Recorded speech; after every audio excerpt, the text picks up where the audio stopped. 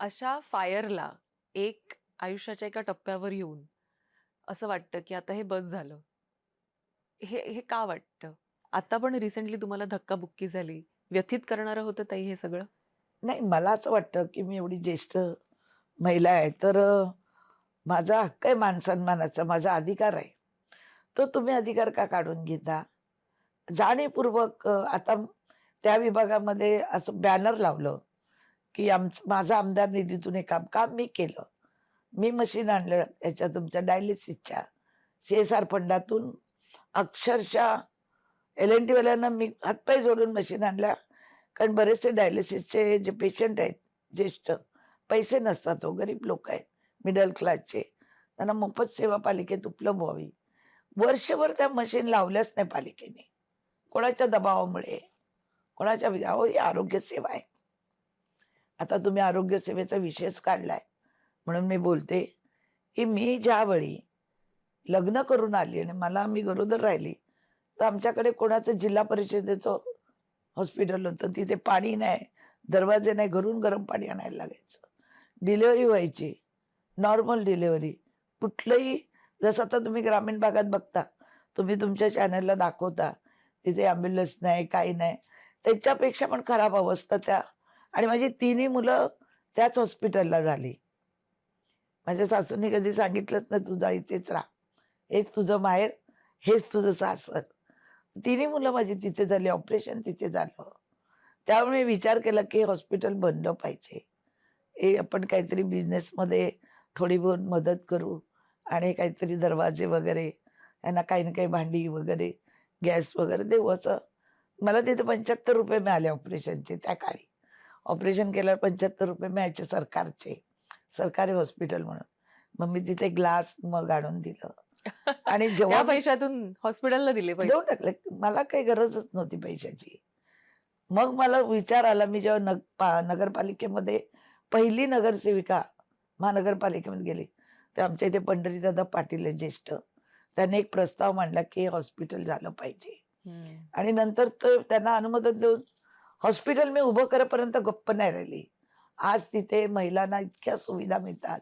जे डिलिव्हरी होतात ना, हं. त्यांना प्रायव्हेटमध्ये 1 ते दीड लाख रुपये लागतात. आज मोफत सेवा आपण तिथे देतो. सरकारच्या माध्यमातून त्यांना सगळं मुली झाल्या, त्यांना किट देतो आणि असं करता कोविड आला. कोविडमध्ये आपल्याला माहिती आहे लोकांना जागाच मिळत नव्हत्या. मी MGMला सांगून 2 हॉस्पिटल वेगळी महापालिकेला सांगून तयार केली. त्या कोविडमध्ये महापालिकेचं आम्ही सेंटर तयार केलं एक्झिबिशन सेंटरला. का प्रचंड कोविडमध्ये सगळ्या राज्यातली लोकं नवी मुंबईतच यायला लागली आणि त्यांची सेवा करता मला 2दा कोविड झाला.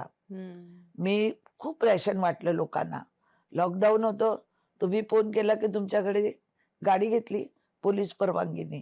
तुमच्याकडे धान्य 25,000 मापाडींना मी FMC मार्केटमध्ये शंकर पिंगळेंनी एक मला जागा दिली आणि एक जागा तिथे शरद मारू होते.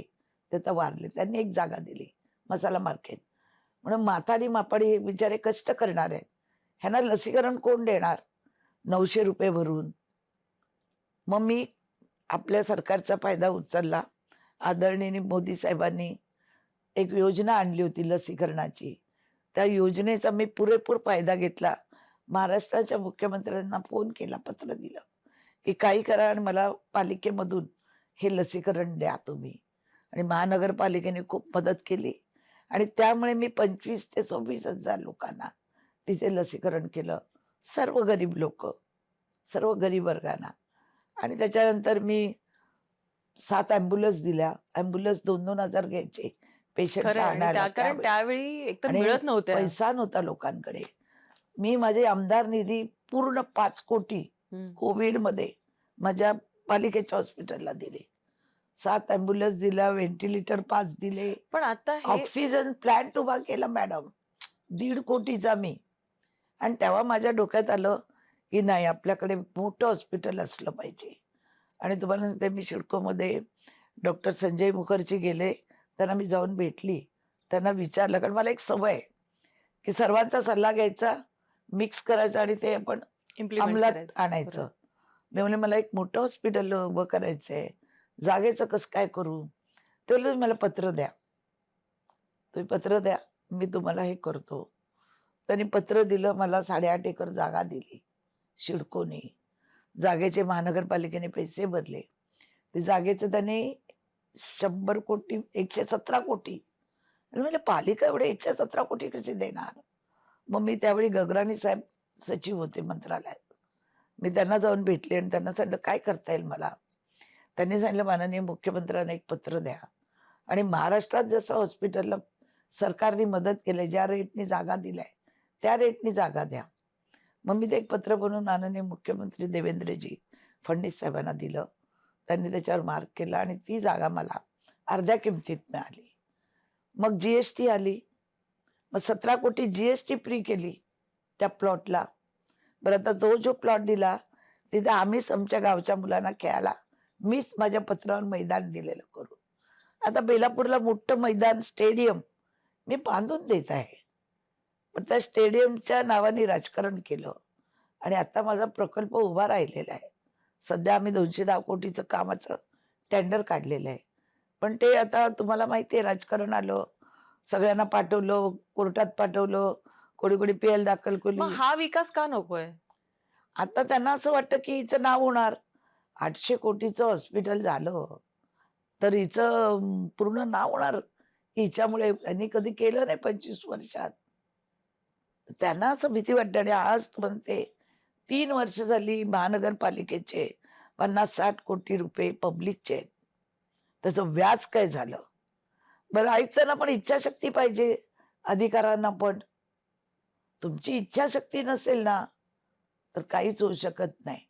मुंगीचं उदाहरण सांगते तुम्हाला. मुंगी एक लाईननी चढते, ती पडते बिचारी, परत चढते, परत पडते. पण ती पण लाईन ती सोडत नाही. ती त्या मुक्कामापर्यंत पोहोचते. तशी मी आहे. मी त्या मुक्कामापर्यंत पोहोचणार, ते हॉस्पिटल होणार आणि त्यासाठी मला पुन्हा देवाने परत पाठवलेलं आहे. अटॅक होऊन, माझं ऑपरेशन होऊन सुद्धा माझ्याकडनं गरिबांना घरं मिळायचेत आता. आता मी 2 टॉवर करते झोपडपट्टींना. तर ते कामासाठी देव पण बघतो शेवटी, इथे कोणाची गरज आहे ती.